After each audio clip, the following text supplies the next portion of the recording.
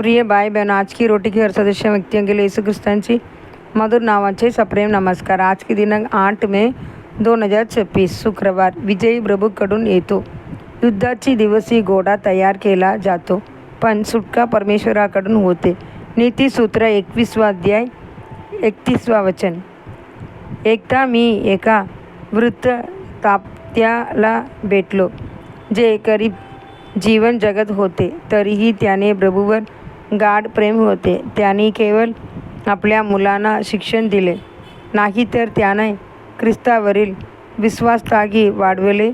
त्यांची सर्व 9 मुले मोठी झाली, उच्च शिक्षण पूर्ण केले आणि जीवनात स्थिर झाली। प्रभूने त्यांचे प्रत्येकाच्या जीवनात विजय दिला।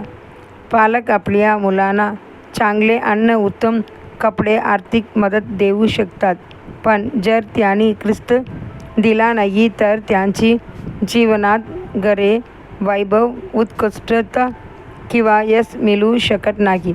प्रभू परमेश्वराची भीती ही ज्ञानाची सुरुवात आहे आणि त्यांच्यावर प्रेम करणे ही विजयाची सुरुवात आहे। मुलांनी कितीही अभ्यास केला किंवा प्रयत्न केला तरी यश देणारा प्रभूच आहे। म्हणून सुलेमान म्हणतो, युद्धाच्या दिवशी घोडा तयार केला जातो, पण विजय परमेश्वराकडून मिळतो। देव वचन देतो की तो आपल्या लोकांना युद्धातील बलवान घोडासारखे बनवेल। जकरिया 10 अध्याय 3 वचन।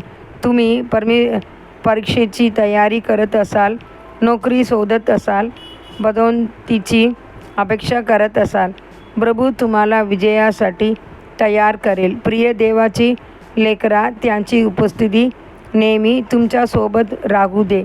प्रत्येक प्रयत्नात त्याला प्रथम स्थान द्या। बायबल सांगते, पहिले देवाची राज्य आणि त्यांची धार्मिकता शोधा आणि या सर्व गोष्टी तुम्हाला दिल्या जातील। मॅथ्यू 6 अध्याय 33 वचन। तुमच्या सर्व मार्गात त्याला ओळखा आणि तो तुमचे मार्ग सरळ करेल। नीतिसूत्र 3 अध्याय 6 वचन।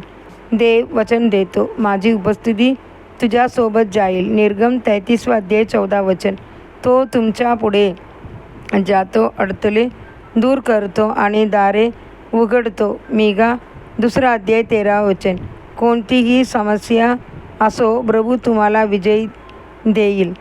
योशुआ आणि कालेब कानानमधील राक्षसांना किंवा मजबूत सागरांना घाबरले नाहीत, उलट त्याने घोषित केले, जर प्रभू आमच्यावर प्रसन्न असेल तर तो आम्हाला या देशात नेईल।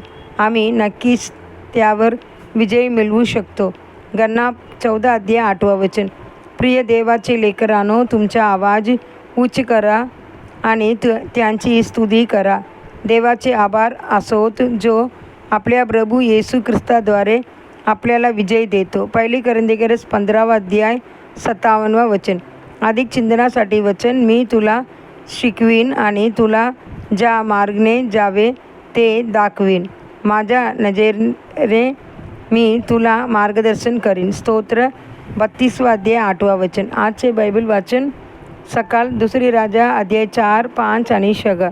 संध्याकाळ लूक 24 अध्याय 36 वचन से 53 वचन। धन्यवाद।